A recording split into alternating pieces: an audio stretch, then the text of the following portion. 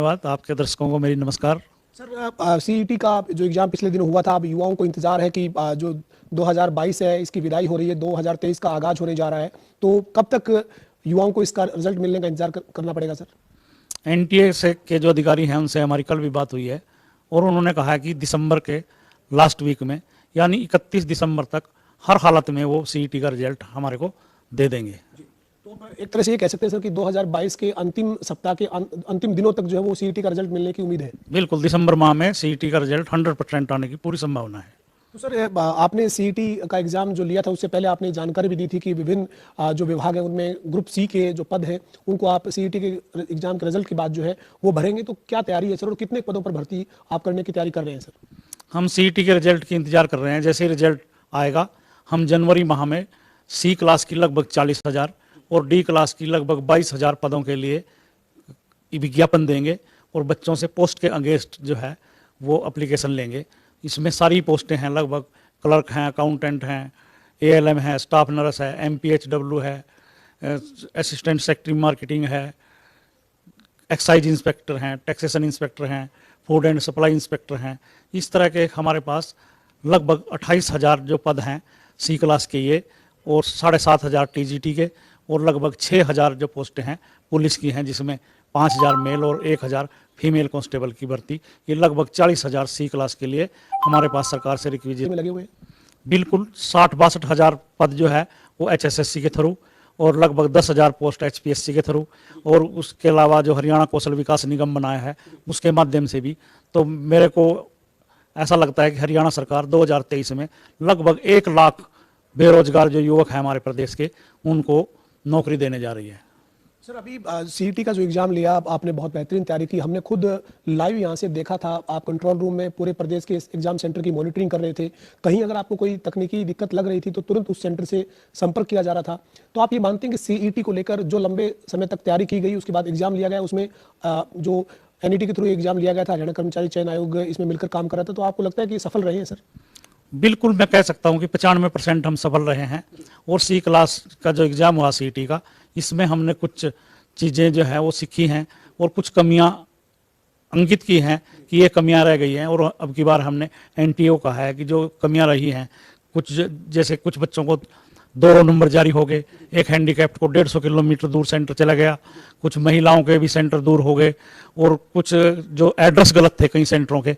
मैं मानता हूं कि कुछ हमारे से छोटी मोटी गलतियां हमारे से या एनटीए से हुई है, वो डी की जब परीक्षा होगी हम उसको पूरा दुरुस्त करेंगे उस चीज़ को भी। खत्री साहब, जो ग्रुप डी के लिए आपको अब फिर एक बार सीईटी लेना होगा, तो उसके लिए कब तक टेंटेटिव कब तक मानकर चलेंगे सीईटी जो है वो आप ग्रुप डी की पोस्टों के लिए कब तक लेंगे? एनटीए ने हमारे से प्रॉमिस किया है कि वो फरवरी माह में जो है वो डी क्लास के लिए सीईटी लेगा और जैसे ये लेगा उसके 1 महीने बाद वो रिजल्ट दे देगा। उसमें फर्दर टेस्ट की कोई वो नहीं है, मेरिटोरियस बच्चों से ही हम कंसेंट लेंगे और साथ के साथ उनको जितनी भी पोस्टें 22,000 डी क्लास की आई हुई हैं वो बहुत जल्दी भर जाएंगी, क्योंकि उसमें अगला कोई स्क्रीनिंग टेस्ट फर्दर टेस्ट नहीं है। सिर्फ हमने बच्चों से कंसेंट लेनी है जो टॉपर हैं, क्या आप डी क्लास में लगना चाहते हैं। तो साहब, ये जो ग्रुप सी की पोस्टें करीब 40,000 के तकरीबन आप भरने जा रहे हैं, उनमें जो अभी सीईटी का रिजल्ट आएगा तो फिर क्या नियम रहेगा? मतलब कोई स्क्रीनिंग एग्जाम लेंगे दोबारा से या फिर मेरिट के आधार पर 4 गुना जो कैंडिडेट बुलाने का जो फार्मूला है उस पर चलेंगे? क्या रहेगा सर तकनीकी तौर पर? अभी जो सीईटी का ड्राफ्ट आया है, सरकार ने सीईटी का ड्राफ्ट जो हमारे पास भेजा है, नोटिफिकेशन है, उसमें तो यह है कि हम पोस्टों के अगेंस्ट 4 गुना लोगों को फर्दर टेस्ट, जो हमारा स्क्रीनिंग टेस्ट कहते हैं हम जिसको, हम 4 गुना लोगों को बुलाएंगे। जैसे 100 पोस्टें हैं तो हम 400 लोग जो टॉपर हैं उनको बुला के उनका एग्जाम लेंगे। उसके बाद एग्जाम के बाद फिर जो मेरिट होगी वो एक तरह से चयन प्रक्रिया में टॉप के मेरिट के हिसाब से उनका बिल्कुल उसमें सोशो इकोनॉमिक के नंबर देखे जाएंगे और जो उन्होंने मार्क्स एनटीए के सीईटी में लिए हैं वो दोनों जोड़ के उनकी मेरिट बनेगी और जो लोग मेरिट में होंगे उनकी सिलेक्शन की जाएगी। अभी पिछले दिनों सर टीजीटी के लिए विज्ञापन जारी किया गया था, लेकिन उसको एक बार फिर से जो वो रोका गया। दरअसल हरियाणा सरकार ने फैसला किया है कि जो खिलाड़ी हैं, जो खेल कोटा है, उनकी 3% जो नौकरियां हैं वो स्पेसिफिक विभाग तय किए गए कि इन 4 विभागों में होगी। तो क्या केवल ये उस कारण से ही अभी इस विज्ञापन को होल्ड किया गया है? बिल्कुल, आपने जो कहा वो सत्य है कि हमारे पास जो टीजीटी की भर्ती आई 7441 पोस्टों की, वो उसमें ईएसपी जो एलिजिबल स्पोर्ट्स पर्सन है वो सरकार ने इंक्लूड करके भेजा था। तो सरकार ने अब निर्णय लिया है जो ईएसपी के कैंडिडेट हैं, जो खिलाड़ी है कोटा है, वो सिर्फ 4 डिपार्टमेंट तक ही सीमित कर दिया है।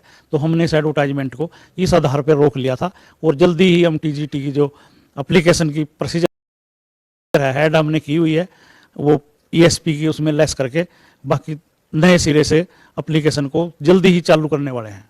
ईएसपी के कोटे की जो भर्ती है सर, ये जो 4 विभाग है जिसमें गृह विभाग है और जो एक खेल विभाग है, एक युवा मामले विभाग है, इन विभागों में भर्ती हो पाएगी उनकी? हाँ, सिर्फ 4 विभाग जो एजुकेशन, होम, जो स्पोर्ट्स और यूथ एंड अफेयर्स, ये 4 विभाग हैं जिनमें स्पोर्ट्स कोटे के जो है वो उसी में जो भर्ती है वो वहीं तक सीमित रहेगी। पिछले दिनों कुछ युवा हरियाणा कर्मचारी चयन आयोग के कार्यालय के बाहर से होते हुए पंचकुला में अपना विरोध प्रदर्शन जता रहे थे। उनका ये कहना था कि पुलिस की जो पिछली भर्ती है वो अभी तक रुकी हुई है। मामला कहाँ कोर्ट में फंसा हुआ है सर? क्या कारण है उसमें कि अभी तक उसका रिजल्ट डिक्लेयर आप नहीं कर पाए? नहीं, रिजल्ट डिक्लेयर कर दिया है हमने, रोक ज्वाइनिंग पे है। जो माननीय उच्च न्यायालय है उसने ज्वाइनिंग पे रोक लगाई हुई है। हमने 6600 लोगों की भर्ती जो सिलेक्शन का रिजल्ट फाइनल हमने दे दिया है। उसमें परसेंटाइल जो मेथड है, जिस मेथड से हमने रिजल्ट तैयार किया है, कुछ कैंडिडेट ने उसको चैलेंज किया हुआ है। उस आधार पे उच्च न्यायालय ने अभी रोक लगा रखी है और मुझे उम्मीद है कि जल्दी ही इसका निर्णय होगा और बच्चों को जल्दी ही नए साल में जो है ना ज्वाइनिंग मिल जाएगी। इस तरह की कोई और भी बड़ी भर्ती है सर जो जिसका रिजल्ट डिक्लेयर हो, नियुक्ति पर रोक हो या जिसका रिजल्ट डिक्लेयर करने पर रोक हो, कोई कोर्ट में विचाराधीन हो, ऐसी भर्ती बड़ी भी है? नहीं, और कोई ऐसी भर्ती नहीं है जिस पे कोई ज्वाइनिंग